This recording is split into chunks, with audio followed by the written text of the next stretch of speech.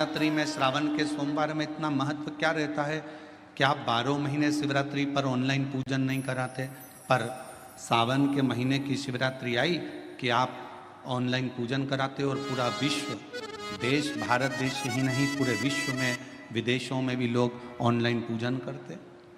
आखिर क्या रहता है?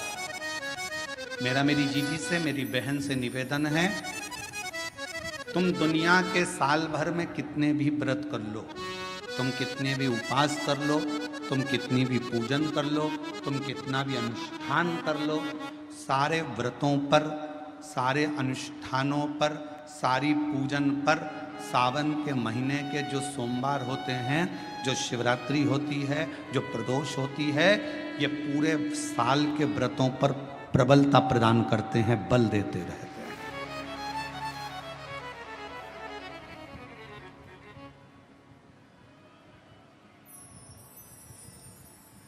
पर निवेदन है, सावन के सोमवार का व्रत करो, पर ऐसा व्रत मत करना कि तुम्हारे व्रत करने से परमात्मा को भी टेंशन हो जाए।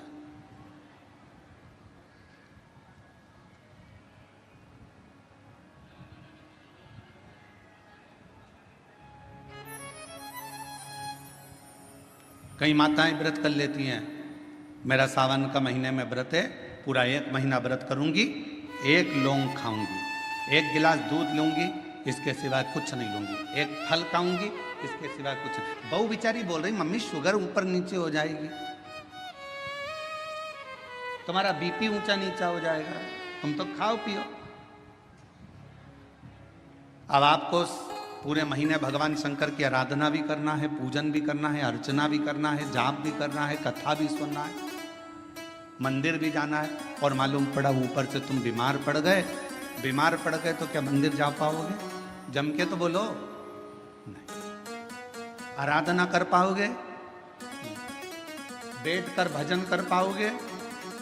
कथा सुन पाओगे? नहीं। इसलिए व्रत ऐसा करना जिस व्रत में तुमको भी टेंशन नहीं, तुम्हारे परिवार को भी टेंशन नहीं, और भगवान शंकर को भी टेंशन नहीं, किसी को चिंता नहीं, तुम्हारे व्रत करने से किसी को परेशानी नहीं। मालूम पड़े तुम भोजन का त्याग कर दो, इसका त्याग कर दो, उसका त्याग कर दो, सब चीज़ों का त्याग कर दो और बीमार पड़ जाओ, तो शिव महापुराण की कथा कहती है ऐसा ऐसा तप, ऐसी साधना किसी का। तुमरुका जी जब कथा कहने के लिए बैठे, चंचुला देवी ने तुमरुका जी से एक प्रश्न किया कि कथा सुनने का नियम क्या है? गीता प्रेस गोरखपुर की शिव महापुराण की कथा लेकर आना, उसमें पढ़ना शिव महापुराण कथा महत्तम।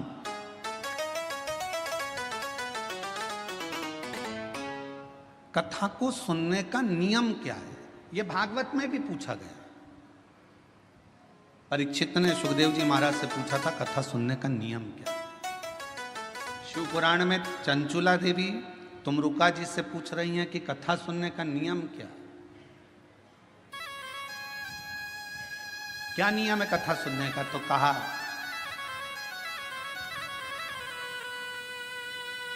एक समय फलहार करो, शिव महापुराण की कथा को श्रवण करो, भागवत कथा को सुनो। इतना ना बने, एक समय फलहार करो, दूसरे समय भोजन करो, पर शिव महापुराण की कथा को जरूर सुनो।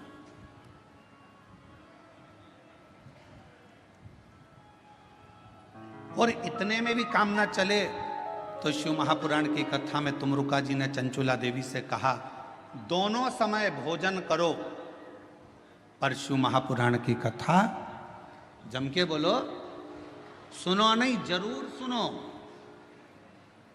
और यहां तक कहा यदि इतने में भी काम ना चले, दोनों समय भोजन में भी काम ना चले, तो टिफिन लेके कथा में चलो, पर शिव महापुराण की कथा जरूर सुनो। जैसे बेलपत्र का पौधा माता पार्वती जी के द्वारा प्रकट किया गया, बेलपत्र के वृक्ष की गणना करी गई, बेलपत्र के वृक्ष की जो जड़ होती है उसमें मां गौरी का स्थान होता है।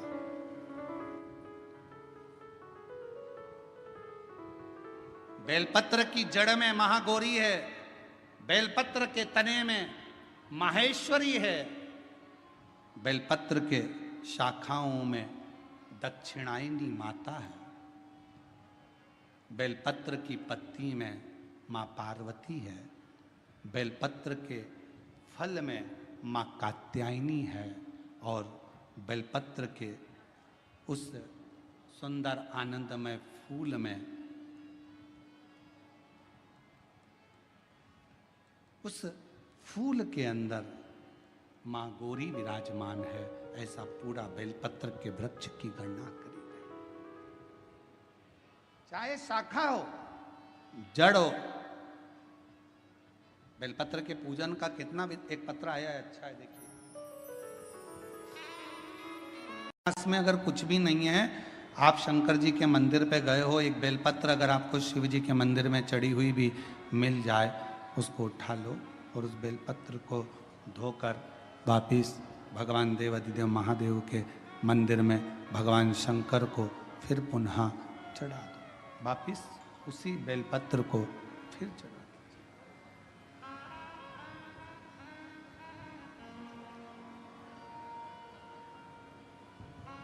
और कई बार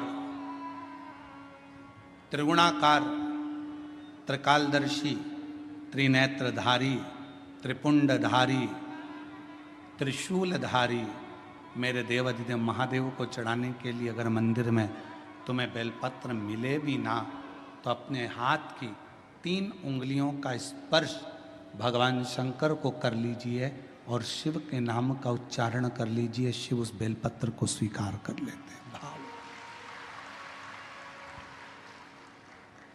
एक स्वच्छ भाव, निर्मल मन सो मोहि पावा।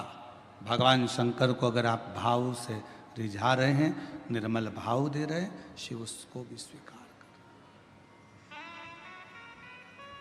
मेरे ओघड़दानी कभी भी आपसे कोई वस्तु की चाह नहीं। कथा देखिएगा जरा, शिव महापुराण की कथा में एक शब्द आता है कि ब्रह्मदेव, ये भगवान शंकर का चरित्र कह रहा है। बेलपत्र का वृक्ष जिसके नीचे बैठकर यदि कोई अनुष्ठान, कोई तप, कोई साधना, कोई व्रत, कोई उपास किया जाए, उसका 1000 लाख गुना फल है।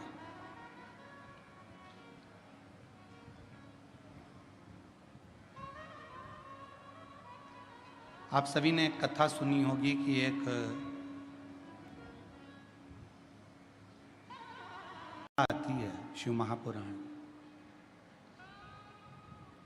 जब आप लोग ओमकारेश्वर की कथा को सुने थे तो हमने वहां पर भी कहा था कि अगर जमीन पर पड़ी हुई एक बेलपत्र अगर आपको दिख जाए तो उसको उठाकर कहीं विसर्जन में डाल दो, पर उसको पांव के नीचे मत बांधो। वो बेलपत्र का केवल पत्ता नहीं है, उसमें मेरा महागौरी, आद्य शक्ति, 64 योगनिया, मेरा शिव और शक्ति उस बेलपत्र के पत्ते में सदा विराजमान रहे, सदा।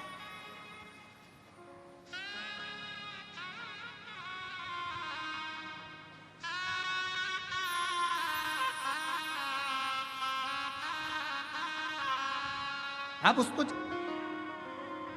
भारत की सभ्यता, भारतीय संस्कृति, भारत का एक आनंद सुख है ये कि हमारे यहाँ पौधों की भी पूजन होती है, हमारे यहाँ नदियों की भी पूजन होती है, हमारे यहाँ पशुओं की भी पूजन होती है, हमारे यहाँ पक्षियों की भी पूजन होती है, हमारे यहाँ तलातल, रसातल, पाषाण की भी पूजन होती है, हमारे यहाँ जल की भी पूजन होती है, तो थल की भी पूजन होती है।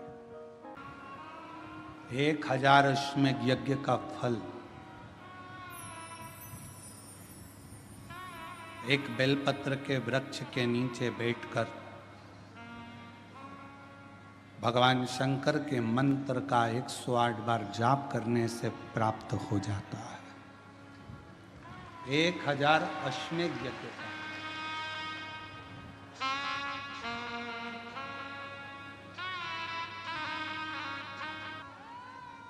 जिसके नीचे बैठकर यदि कोई अनुष्ठान, कोई तप, कोई साधना, कोई व्रत, कोई उपास किया जाए,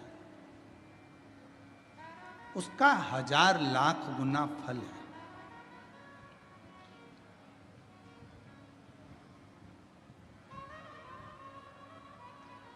आप सभी ने एक कथा सुनी होगी कि एक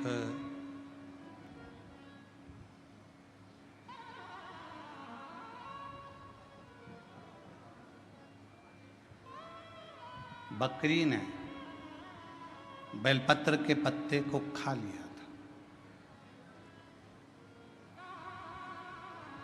और सिंह ने उस गांव में जंगल में रात्रि के समय पर आक्रमण कर कर उस बकरी का शिकार कर लिया।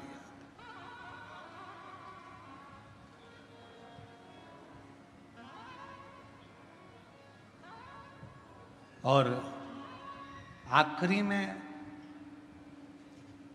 जब बकरी मर गई, शेर का भी अंत समय आ गया, जब उसके प्राण छूटे, तो देवलोक में जब वो गया तो आखिरी में दोनों को, बकरी को भी और उस सिंह को भी, पृथ्वी पर दूसरी बार जन्म नहीं लेना पड़ा। वो शंकर के धाम में चला गया। शिव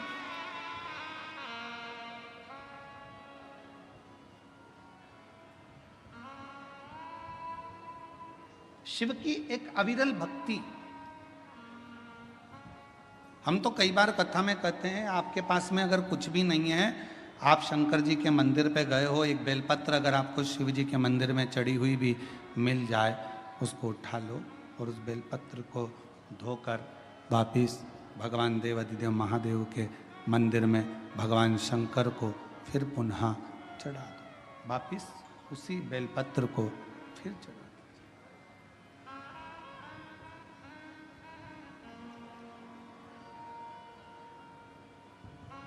और कई बार त्रिगुणाकार, त्रिकालदर्शी, त्रिनेत्रधारी, त्रिपुंडधारी, त्रिशूलधारी मेरे देवाधिदेव महादेव को चढ़ाने के लिए अगर मंदिर में तुम्हें बेलपत्र मिले भी ना, तो अपने हाथ की 3 उंगलियों का स्पर्श भगवान शंकर को कर लीजिए और शिव के नाम का उच्चारण कर लीजिए। शिव उस बेलपत्र को स्वीकार कर लेते हैं। भाव, एक स्वच्छ भाव, निर्मल मन सो मोहि पावा। भगवान शंकर को अगर आप भाव से रिझा रहे हैं, निर्मल भाव दे रहे हैं, शिव उसको भी स्वीकार कर। मेरे ओघड़दानी कभी भी आपसे कोई वस्तु की चाह नहीं। कथा देखिएगा जरा, शिव महापुराण की कथा में एक शब्द आता है कि ब्रह्मदेव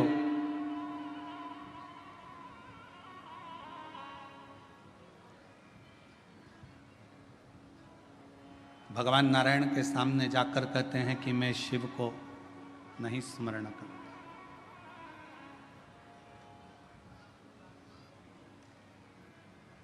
मैं नहीं जानता कौन शिव, कौन सृष्टि के रचना करता। ब्रह्मा जी ने तो अपने मन में विचार कर लिया कि सृष्टि का रचना करता केवल मैं हूं, केवल मैं। और ये मैं और मेरा का जो संबोधन है, ये अहम का संबोधन।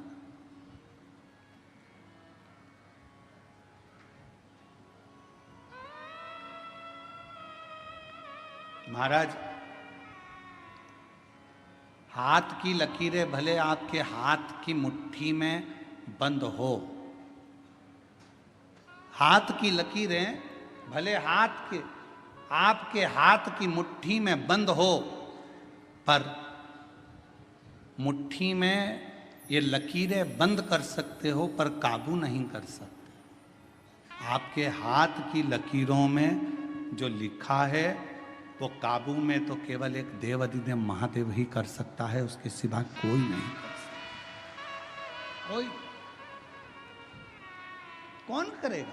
एक पत्र आया, एक पत्र में उसने लिखा, दृष्टि में ये नहीं देखा जाता कि आप ब्राह्मण हो कि क्षत्रिय हो कि वैश्य हो कि शूद्र हो, गुरु तो गुरु होता है। मेरे शंकर भगवान ने चंद्र को भी अपने पास में रखा, मेरे शंकर भगवान ने राहु को भी अपने पास में रखा, मेरे शंकर भगवान ने केतु को भी अपने पास में रखा, मेरे शंकर भगवान ने 9 ग्रह अपने पास में रखे, और मेरे शंकर भगवान ने जब भुजंग सांप, जिसको दुनिया का कोई व्यक्ति अपने पास में नहीं रखता, कौन होगा जो अपने घर में सांप को रखेगा? कोई सांप को अपने पास नहीं रखता, मेरे शंकर भगवान ने उस भुजंग सांप को भी अपने पास रखा। कौन होगा जो भूत प्रेत डाकनी पिशाचनी पिशाचों को अपने पास रखता होगा, जिसकी भाषा तक कोई नहीं जानता, जिसके बोलने का तरीका कोई नहीं जानता? भगवान 33 कोटि देवता में कोई देवता ऐसे नहीं थे जो भूत और प्रेत को अपने पास में रख लें, डाकनी पिशाचनी को अपने पास रख लें और भूत प्रेत को अपने पास रख लें। कौन थे? उनकी आवाज नहीं पहचानते, कभी वो चिल्ला देते, कभी वो अपशब्द कह देते, कभी ताना दे देते, कभी अड़भंग का काम कर देते, कोई